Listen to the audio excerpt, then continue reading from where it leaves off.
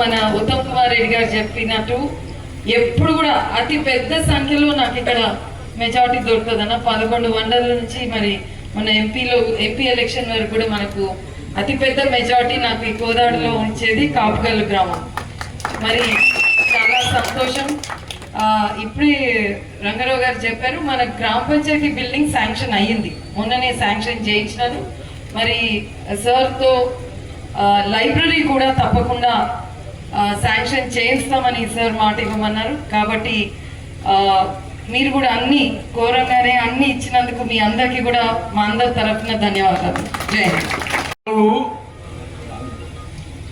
Kodad bus depot upgrade చేయడానికి, మెరుగుపరచడానికి కోదాడ నుంచి హైదరాబాద్ కి ఏసీ బస్సు షటిల్ సర్వీస్ గా ప్రారంభిస్తామని చెప్పి హామీ ఇచ్చారు. మీరందరూ కూడా బస్సులోనే హైదరాబాద్ రావాలి, నా దగ్గరకు వచ్చిన వాళ్ళందరూ కూడా బస్సులో రావాలి. మళ్ళా సరిపోరు ప్యాసింజర్లు ఎక్కకుండా బస్సు ఆపేసి మాత్రం మీ సంగతి చూస్తా. అనుబంధం ఉంది అన్న. నేను మొదటిసారి పోటీ చేసినప్పుడు కాపుగల్లు నాకు చాలా మైనస్ ఉంది ఓటింగ్.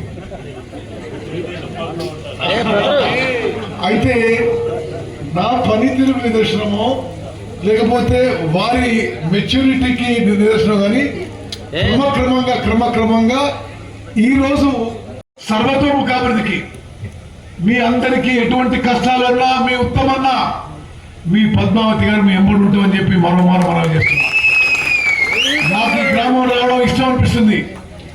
అర్ధరాత్రి వచ్చినా అపరాత్రి వచ్చినా ఊరంతా కథలు వస్తుంది. మీ చైతన్యం, మీ అవేర్నెస్, మీ ప్రేమ, మీ అభిమానానికి నేను కృతజ్ఞత మనం చేస్తూ ముగిస్తున్నాను. జై హింద్. ఈ గ్రామానికి ఎలా మంచి పేరు తెచ్చినో, ఈ గ్రామం నుంచి అనేక ఆనుమత్యాల్ని బయట తీసుకెళ్లే విధంగా పెద్దలంతా కృషి చేయాలని కోరుకుంటూ ఇప్పటికే అనేక మౌలిక సదుపాయాలు గ్రామానికి సంబంధించిన అనేక అంశాలు పెద్దలు గతంలో ఢిల్లీ ప్రెసిడెంట్ కంటే ముందు శాసనసభ్యుడు గారు ఉత్తమ్ కుమార్ రెడ్డి గారు కావచ్చు, దాని తదుపరి ఇవాళ మళ్ళీ అప్పుడు చంద్రరావు గారు కావచ్చు, దాని తర్వాత పద్మావతి గారి నాయకత్వంలో అనేక అభివృద్ధి కార్యక్రమాలు జరుగుతూ ఉన్నాయి. ప్రజల ఆకాంక్షలు తెలిసి ప్రజా సమస్యలు పరిష్కరించే విధంగా ప్రజాపాలనలో 1 సంవత్సర కాలం పూర్తి చేసుకుంటున్న సందర్భంగా మమ్మల్ని ఆశీర్వదించిన మీ అందరూ కూడా మరొకసారి ధన్యవాదాలు చెప్తూ ఈ గ్రామస్తులందరికీ పేరు నమస్కారం చెప్తూ సెలవు తీసుకుంటారు.